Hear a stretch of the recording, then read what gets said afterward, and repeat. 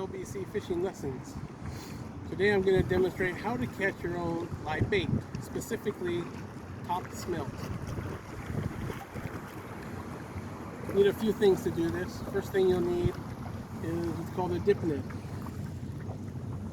I have a previous video showing you how to rig a dip net. Check that video out. Next thing you'll need is a little bait receiving type of net like this, because once you catch the bait, you want to scoop them out of that net into this net and then put them into your bucket. So you'll need a bucket as well.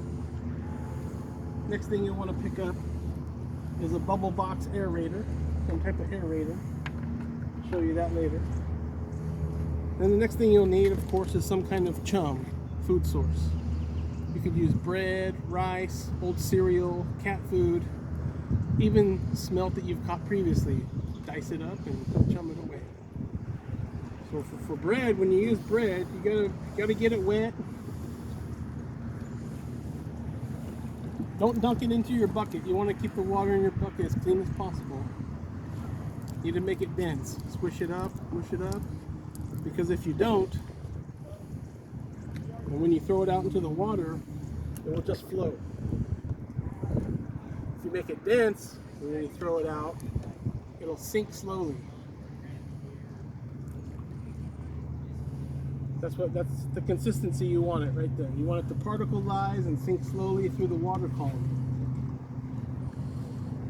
If it's too dense, it'll be like pizza dough and it will sink like a rock. We don't want that consistency.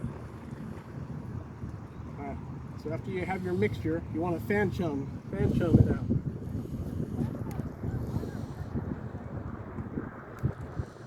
An interesting fact, what this mimics in nature is if a seagull or a pelican is flying overhead, and that's what that mimics in nature. The start of the food chain. And the bread will drift with currents, and then fish will sense it, they'll smell it, and they'll come in and eat it. Before the fish come around though, you want to get your net in the water, because you don't want to have a lot of fish around you and then throw the net to spook them off. So have the net down in the water before the fish come around. When you drop your net, it has steel so framing, so it wants to sink and turn upside down. So you want to make sure that you have it flat, laying on the bottom of the ocean floor, which here is about 10 feet deep off this dock. You want to have it laying flat. Otherwise, if it's upside down, you go to pull it, well, you're not going to be as effective. So you want to make sure it's laying flat, just as it was here on the dock before I threw it in. And then you want to secure your rope. You put your rope under the bucket so that the bucket is holding your line and securing your trap. Because in a strong current, maybe it will take off.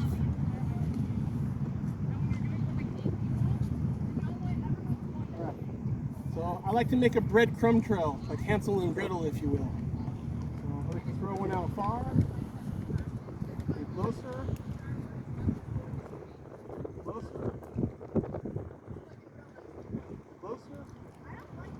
and fish will swim up the chum line over the trap. And once I have the fish swimming and feeding over the trap, I'm just going to pull the trap up slowly underneath them. And we'll catch them. And what we're looking for are called Topsmelt here in Long Beach, California.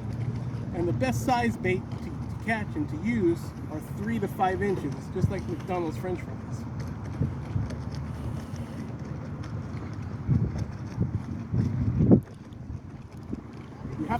You can read the current as you drop the bread and you see it sinking, and you can read the current. Which way is the bread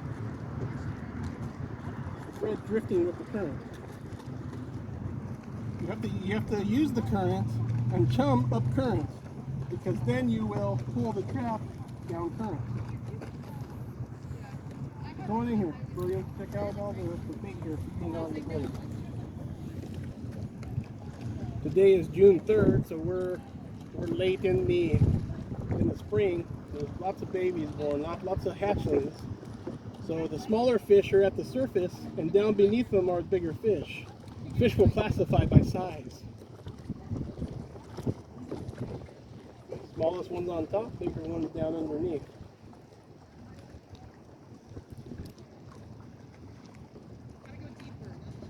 Alright, so I'm going to do another chum line. I'm going to try down current this time, or downwind.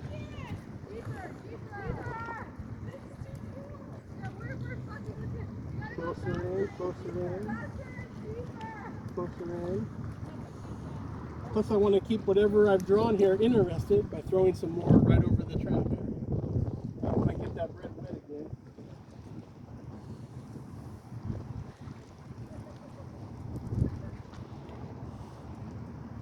By making our chum line, we're hoping to draw in bigger fish from deeper water.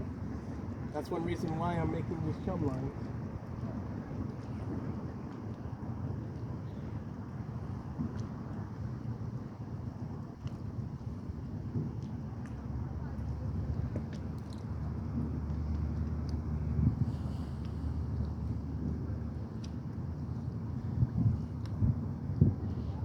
Alright, so give it a minute. Sometimes this takes 5 minutes to 15 minutes to draw some good amount of bait in.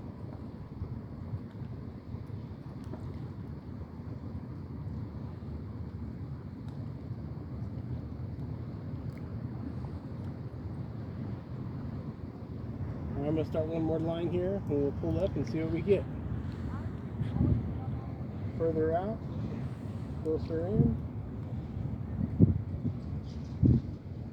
I've done this activity from all types of locations, from a dock such as this, from a bridge,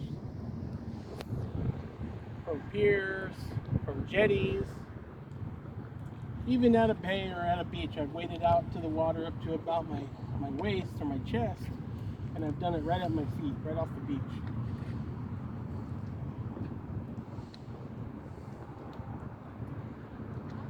But it's most exciting right at your feet. Alright, I do see some bigger ones down deeper. Are you seeing this?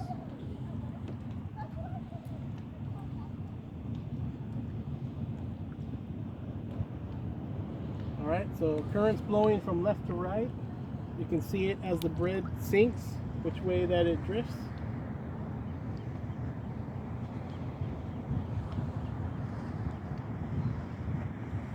Another thing I teach you in a survival situation, because I am somewhat of a survivalist for my teachings, the survival approach, but you want to use clams or mussels or just cut smelt and you put them in such as a small netting like this or a pantyhose.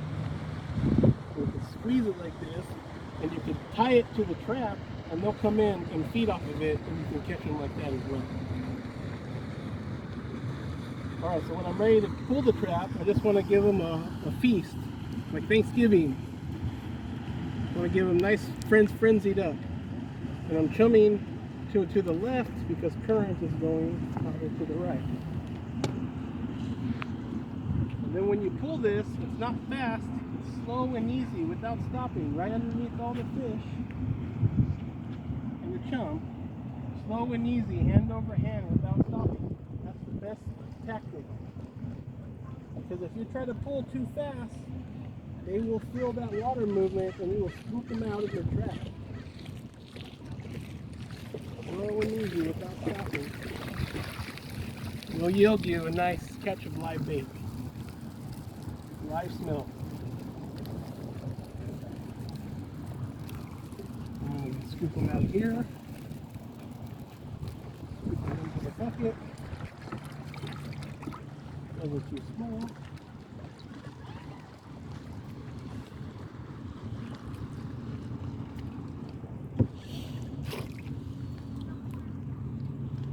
Come on back over here, we'll turn on the aerator. The aerator is a little battery operated pump, gives them fresh bubbles, fresh air. Thank you for watching.